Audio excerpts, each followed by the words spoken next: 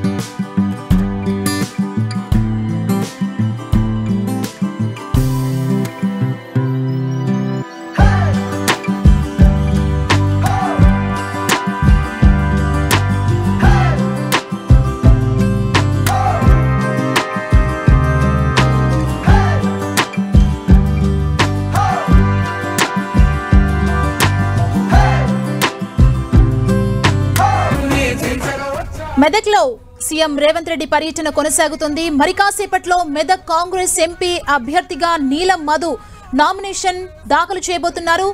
ఈ కార్యక్రమంలో భారీ ర్యాలీగా వెళ్తున్నారు. ప్రస్తుతం విజువల్స్ ని మనం చూస్తున్నాం. మెదక్లో సీఎం రేవంత్ రెడ్డి పర్యటన కొనసాగుతోంది. మరి కాసేపట్లో మెదక్ కాంగ్రెస్ ఎంపీ అభ్యర్థిగా నీలం మధు తన నామినేషన్ వేయబోతున్నారు. ఈ నామినేషన్ కార్యక్రమానికి వెళ్లే దారిలో భారీ ర్యాలీ ఏర్పాటు చేశారు. కాంగ్రెస్ శ్రేణులు కార్యకర్తలు పెద్ద ఎత్తున ఈ ర్యాలీలో పాల్గొన్నారు. మనం చూస్తున్నాం. దానికి సంబంధించిన విజువల్స్ ని మరి కాసేపట్లో మెదక్ నుంచి ఎంపీ అభ్యర్థిగా నీలం మధు తన నామినేషన్ దాఖలు చేయబోతున్నారు.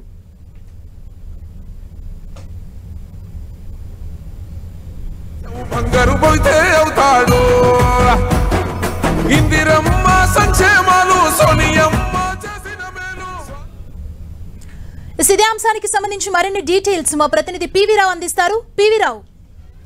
సుమా, మెదక్ కాంగ్రెస్ పార్టీ అభ్యర్థి నీలం మధుకు మద్దతుగా ఈ రోజున మెదక్ లో తలపెట్టినటువంటి భారీ ర్యాలీలో ముఖ్యమంత్రి రేవంత్ రెడ్డి పాల్గొన్నాడు. భారీ ర్యాలీ నడుస్తా ఉంది. నామినేషన్ నీలం మధు నామినేషన్ అనంతరం జరుగుతున్న సభలో కొండా సురేఖ అదేవిధంగా రేవంత్ రెడ్డితో పాటు మిగతా కాంగ్రెస్ పార్టీ నాయకులందరూ పాల్గొన్నారు.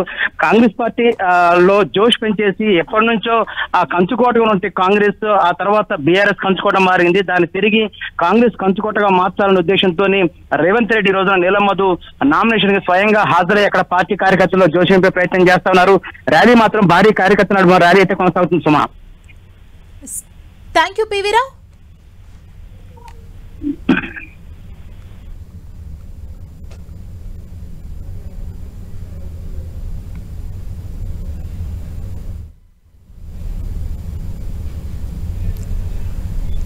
కాసేపట్లో మెదక్ కాంగ్రెస్ ఎంపీ అభ్యర్థిగా నీలం మధు తన నామినేషన్ దాఖలు చేయబోతున్నారు. ఈ కార్యక్రమంలో భారీ ర్యాలీగా వెళ్తున్నారు.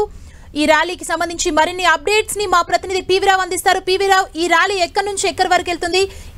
ఎంతసేపట్లో నామినేషన్ దాఖలు చేసే అవకాశం కనబడుతుంది? ఎందుకంటే పెద్ద ఎత్తున కాంగ్రెస్ శ్రేణులు భారీగా తరలి వచ్చారు. మనం విజువల్స్ ను చూస్తున్నాం. ఎంత టైం పట్టే అవకాశం ఉంది పివి రావు?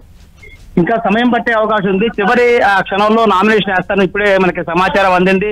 ముఖ్యంగా దామోదర్ రాజనరసింహ, అదేవిధంగా పొంగులేటి శ్రీనివాస్ రెడ్డి, కొండా సురేఖతో పాటు మైనంపల్లి హనుమంతరావు, అదేవిధంగా మెదక్ ఎమ్మెల్యే మైనంపల్లి రోహిత్ వీరందరూ కూడా అక్కడికి హాజరయ్యారు. భారీ ఎత్తున జన సమీకరణ అయితే కనపడుతోంది. అక్కడ రామ్దాస్ చౌరస్తా నుంచి అది ర్యాలీ బయలుదేరింది. ర్యాలీలో ముఖ్యమంత్రి పాల్గొని కార్యకర్తలు జోష్ నింపే ప్రయత్నం చేస్తున్నారు. నిన్న నుంచి కూడా 2-3 రోజుల నుంచి కూడా కొండా సురేఖ స్వయంగా అక్కడ ఉండేసి ఈ యొక్క కార్నర్ మీటింగ్ ని సక్సెస్ చేయాలని ఆవిడ ఇక చేయడం జరిగింది. కార్యకర్తలకు చెప్పడం జరిగింది. ఈ రోజు మనం చూస్తున్నాం, నీలం మధు ఎట్టి పరిస్థితి కూడా గెలిపించుకొని తీరాలని 1980 ప్రాంతంలో ఇందిరాగాంధీ ఇక్కడ నుంచి గెలిచిన తర్వాతనే ప్రధాని అయ్యారు. ఇలాంటి స్థానం నుంచి ఈసారి కాంగ్రెస్ పార్టీ ఎట్టి పరిస్థితుల్లో గెలవాలి. ఒకప్పుడు కంచుకోటగా ఉన్నటువంటి కాంగ్రెస్ పార్టీని తిరిగి కంచుకోటగా మార్చుకోవాలి.